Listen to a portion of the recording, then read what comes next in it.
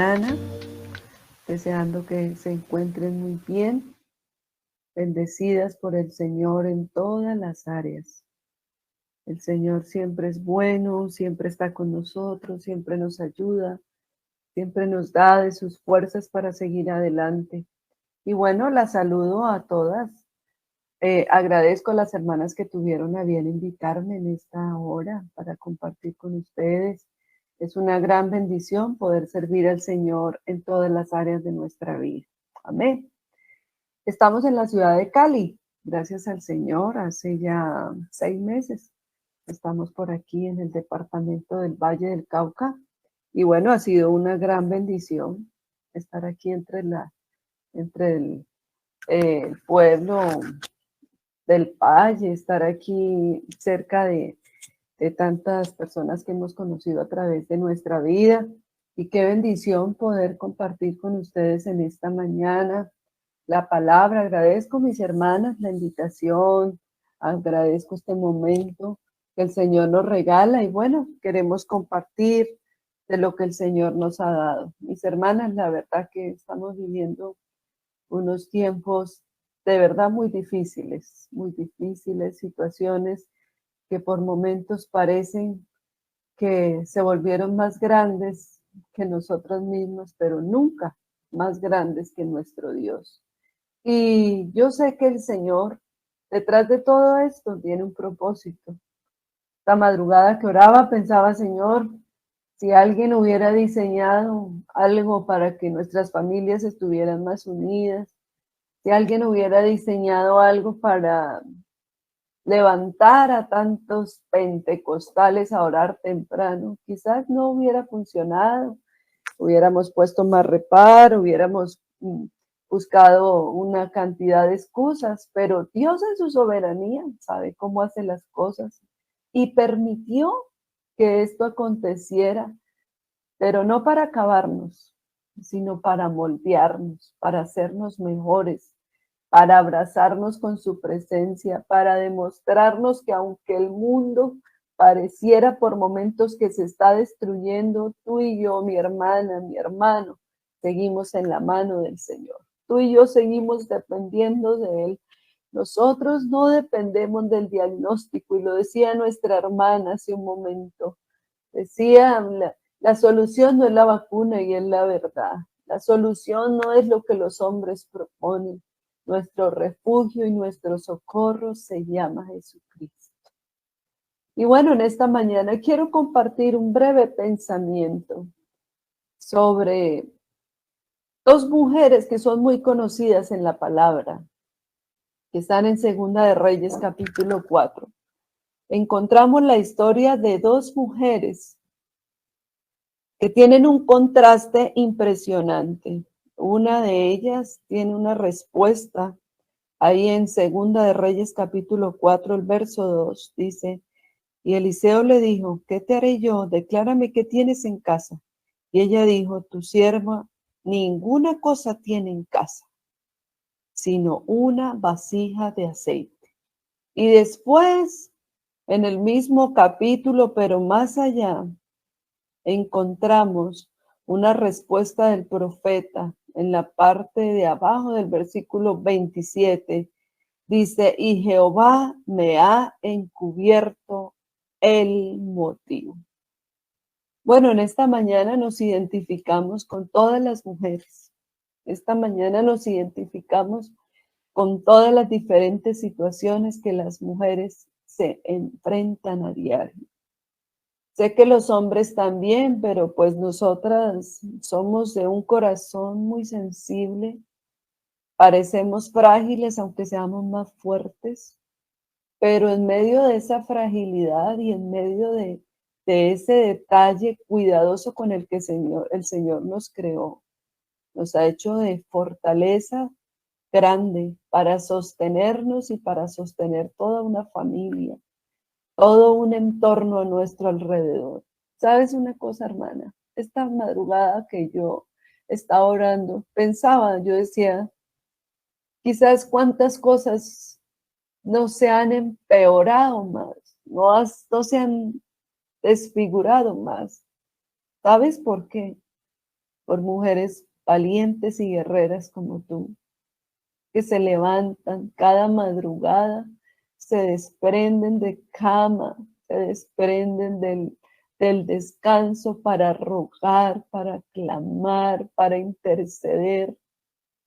Y no solamente las de este grupo, las de muchos grupos y muchas que quizás no nos conectamos con un grupo, pero desde muy tempranas horas nos conectamos con el Señor. Y yo pensaba, quizás esta es una manera de detener un poco tantas cosas. Yo creo que cuando está aconteciendo cosas tan difíciles, pero el Señor mira la tierra y ve este clamor de intercesión, estas guerreras, estos guerreros que claman, que gimen. Es como si todos los días, una vez más, se levantara un velo de misericordia añadido a esa misericordia para ayudarnos y fortalecernos. Así que mi hermana, te motivo a que sigas adelante, a que apoyes todo este ministerio, a que le sirvas al Señor desde ese teléfono, desde esa pantalla, desde donde estás, con todas las fuerzas de tu corazón, porque vale la pena. Aquí tenemos un contraste de dos mujeres con situaciones complicadísimas, con situaciones frente a la muerte, frente a las deudas, frente al desprecio de la gente, lo que estaba viviendo la primera mujer cuando tiene que ir a buscar al profeta. Ya está viviendo una situación totalmente compleja, va a perder sus hijos, está desesperada, está preocupada, pero ella va y busca al profeta, dice, de ahí vendrá una respuesta. En la primera escena nos encontramos una mujer llena de carencias económicas y emocionales también, porque era tan poco la fe que tenía o la convicción o la proyección, que cuando el profeta le pregunta ¿qué tienes? Ella lo único que responde, no tengo nada. No sé cuánto tiempo pasaría entre no tengo nada y al final decir solo una vasija de aceite.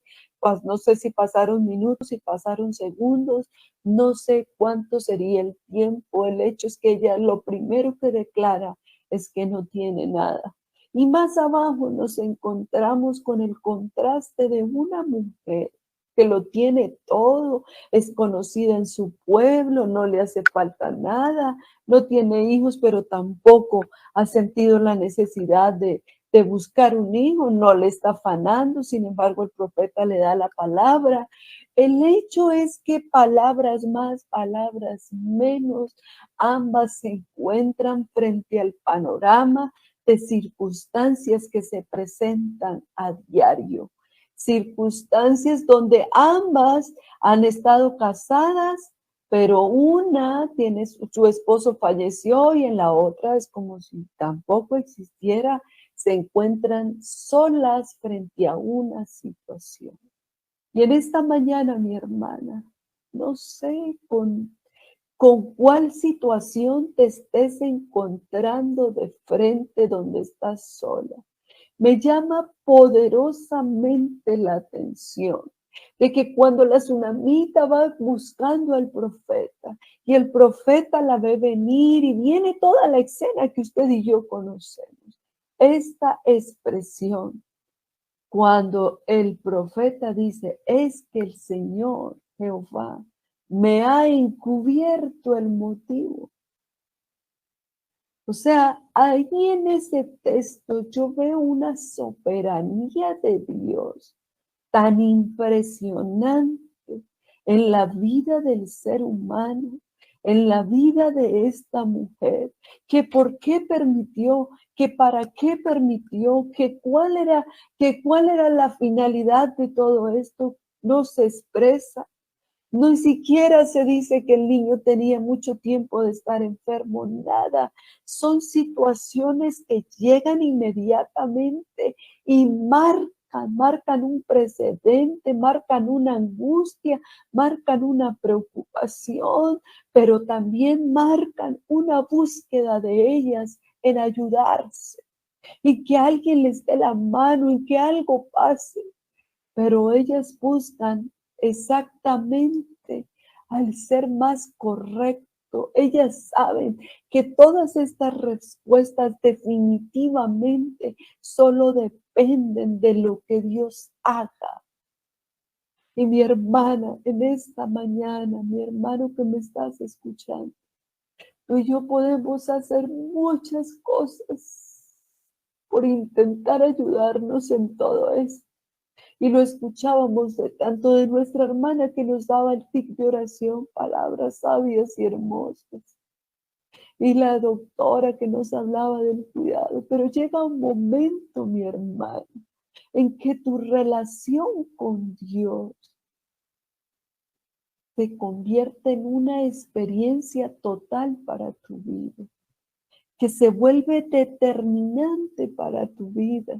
Es una conexión, es una relación, es un cumplir el propósito de Dios. Pero sabes que cuando no se tiene eso en cuenta, cuando no se tiene eso en claro, que detrás de todo hay algún propósito de Dios para mi vida, algo quiere, me está formando, me está enseñando, me está llamando. Entonces, cuando yo logro entender que Dios encubre los motivos de muchas cosas, Dios es soberano y Él decide cómo hacer las cosas. Cuando nosotros estábamos en El Salvador de misioneros, recuerdo que yo tenía muchas ganas de que mis padres conocieran a mi niña. Ella había nacido allá y no la conocían. Pero en esos días, justo en esos días, se me había presentado una dificultad de salud impresionante en una de mis caderas, que he sido trasplantada 2 veces y tenía que volverme a hacer ese trasplante. Y bueno, y recuerdo tanto que esa semana me encerré con el Señor y un día en especial me fui para el templo.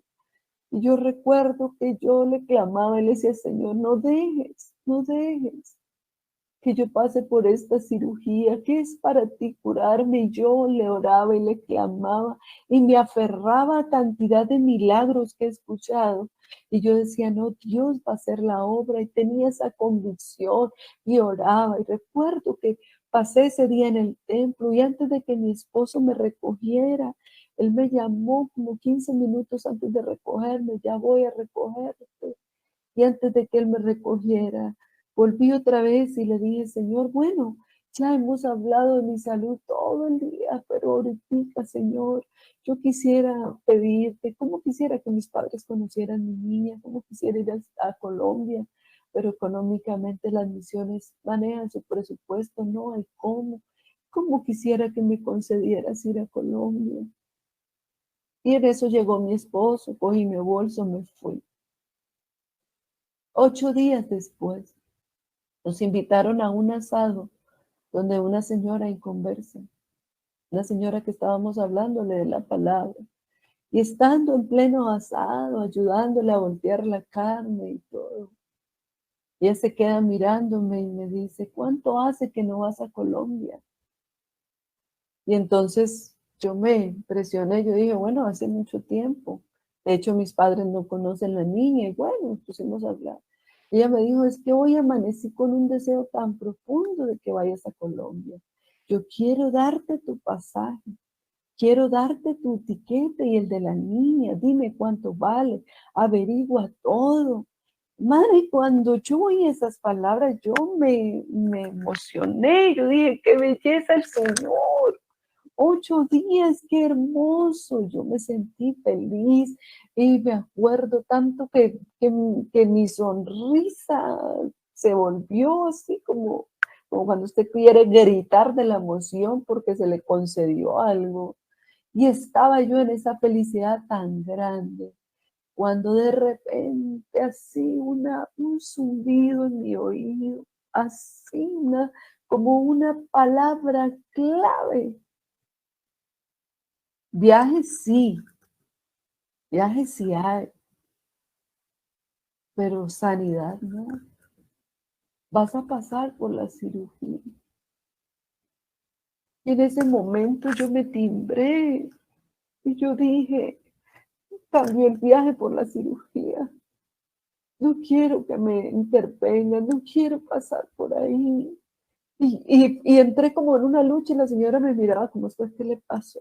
Pero esas cosas que tú te encuentras con Dios de frente, estás entendiendo los silencios de Dios, la soberanía de Dios, estás entendiendo. Él está diciendo no, está diciendo cierro esta puerta y abro esta, porque yo soy Dios, porque yo obro así, porque esa es mi manera. Y qué bendición, sí, vine a Colombia, mis padres conocieron la niña, pero tuve que pasar por el proceso de una cirugía de alto riesgo, días muy difíciles, pero en todo lo que yo te estoy contando, entendí cómo Dios en un solo día te escucha el clamor que con el alma le pides por algo y al cual te dice sin reparo, con mucho gusto te lo doy. Pero también cuando Él dice, esta puerta se cierra, porque Dios también dice no. Hermana que oraba antes de este consejo decía, no es lo que queremos escuchar, no es lo que yo quiero, es lo que Dios quiere para mi vida. Es lo que Dios ha planeado para mí.